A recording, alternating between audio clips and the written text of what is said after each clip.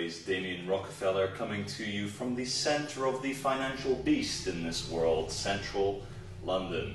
I'd just like to thank you all for watching my last two broadcasts. These things are not easy to get to you because my family do not approve of me speaking to the peasantry, to the human beings who pollute and make this world a smelly place. I've been asked by Charlie Veitch to help out in this series of videos called the Chronicles of the Noble Lie. And for those of you who do not know what the Noble Lie is, the Noble Lie is what we tell to you guys to keep you in your place whilst we, the rulers of this planet, can go about our business unharassed and not bothered by your little cries for freedom and for liberty and other such ridiculous nonsense. I think it's important that I can maybe explain to you a little bit about how the universe actually works. There is no such thing as good or evil, but we do live in a duality universe where one side will create the other side. You may have seen jokes of intelligence. When you do a stupid act somewhere else in the world, someone does a very intelligent act. It is the same with light and dark, with the sun and the moon, with the goddess and with Lucifer. Anyway, just have one more moment for Lucifer. Thank you. Lucifer, the morning star, the bearer of light, the right-hand man of the goddess, the tempter of mankind. Not a very bad person, but in fact the anomaly needed to keep this system working. The job of Lucifer, my lord, is to test you, to offer you things, to tempt you with money and power and sex and separation from your fellow man. These things are easily achieved by appealing to your ego, by appealing to your desire to have more money, more fame, more power, more control.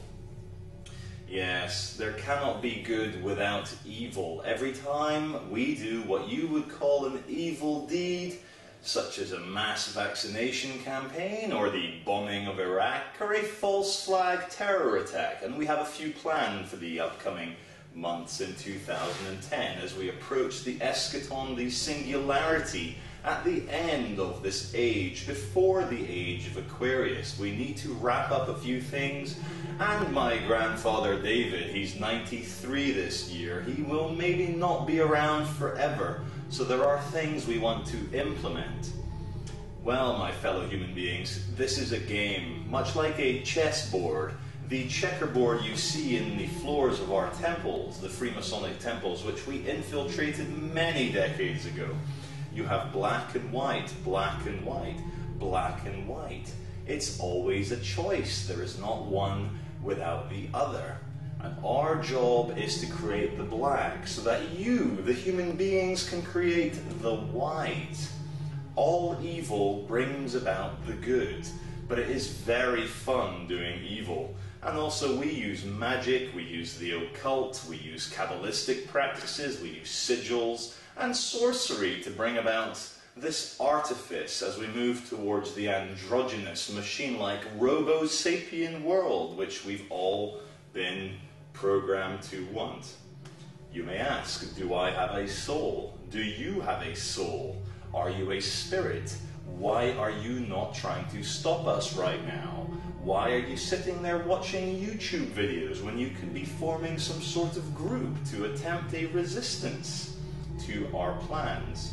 Maybe there is an element inside you which quite likes the evil that we put into this world. Maybe there's a part of you who would like to join the elites and the ways we have much better healthcare, transport, housing arrangements. The air we breathe is not polluted by chemtrails. Our houses have filtration systems, our cars have filtration systems, and as many of you will know, we have the healthcare abilities to remove toxins from our bodies. So we laugh at all the cancers in the world, but it helps us to depopulate. Speaking of laughter, we do things for the lulz. We laugh at this grand chessboard, the black and white of which I spoke about. It's the game. It's black versus white. It's good versus evil. Evil versus good. You pick your side and you go accordingly, which is why many of you will never understand the dark side and the great appeals to it. It is all one big game. Reality, this 3D world, is an illusion. There is no way I can hurt you. This is a playground. You are a bundle of an awareness. You are a perception bubble, and you are moving through this playground, the playground of the chessboard, which is why we do like to deck those Masonic floors and many banks in the Western world with the checkerboard. It's all a game. Money's a game. But let me tell you something quite disturbing.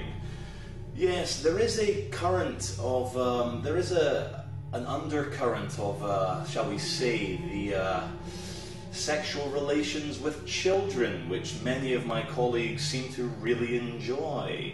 Myself personally, I like to steer away from such things. Because of my profile in assistance to the love police, I cannot be outed as someone who dabbles in the dark arts of raping children. This is not something I wish to be seen doing.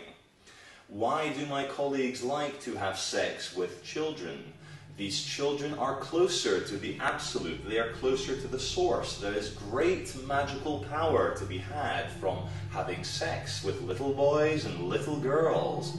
The innocence, their blood, their virginity, these things are prized for a reason, for they hold great power.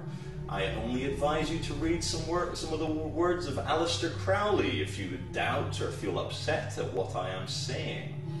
Power does have its dark side, and many of our leaders have had relationships with children. This is a very bad thing, many of you are saying, but in an illusion, in a 3D holographic world where you are the perception of Lucifer or the goddess reporting back to the One, how can pedophilia be bad? It is merely your perception. Back in ancient Greek times, my ancestors, Plato, my great-great-great-great-great-uncle Aristotle and Socrates, these people had little boys and little girls, and they had oral sex, vaginal sex, anal sex with these children, and they were not labeled as evil. It is your perception which merely labels these things as evil. And right now, currently in Aberdeen, we have a big scandal regarding a girl with Down syndrome called Holly Gregg. I myself have not looked into this case in very much depth, but I can assure you, where there is smoke, there is usually fire, and they are trying to keep this quiet. Anyway, Charlie Veitch asked me to help out with the Chronicles of the Noble Lie, and we start off by taking you to Camden, where Charlie and Bernardo did attempt to spread some joy, light, and love in the stables market in Camden, an area renowned around the world for its free thinking and its hippie qualities and its non-conformity to corporate interests. Unfortunately, as you are probably aware, this has all been shattered as a stupid illusion. The Security Industry Authority accredited security thugs there did use physical force. They did say some very offensive things, and they did not act in a manner which one would think would be worthy of being given extra police powers of detention, of issuing fines, of searching people's houses, which very soon the British and American governments will be giving to private citizens. Welcome to the Matrix. Welcome to the game. Welcome to us hiring half the poor to kill the other half. It's the way we like to do things. But do not lose hope, my dear human beings, because we are doing this for your spiritual awakening. How can you possibly understand the evils of power unless you see them explicitly? As I said in my last work, The Consciousness War, many people are merely too stupid to understand the issues at stake, and their profanity will be cast aside in a mass depopulation program to bring about the sacred. We will not need very many of them, but we will need you. So please carry on your works with the truth movement. You will find, though, that our brainwashing and our hypnosis using the mainstream media is very powerful. But what makes this more special is the people you do manage to wake up. They are doubly gifted, because not only are they intelligent, they have also managed to escape a very powerful computer program, which 99% of people, approximately the number we wish to cull, will not be able to escape. Anyway, onwards with the privatization of law enforcement, onwards with the FEMA camps, onwards with 2012. See you at December 21st. Lots of love and praise be to the Dark Lord Lucifer. Thank you.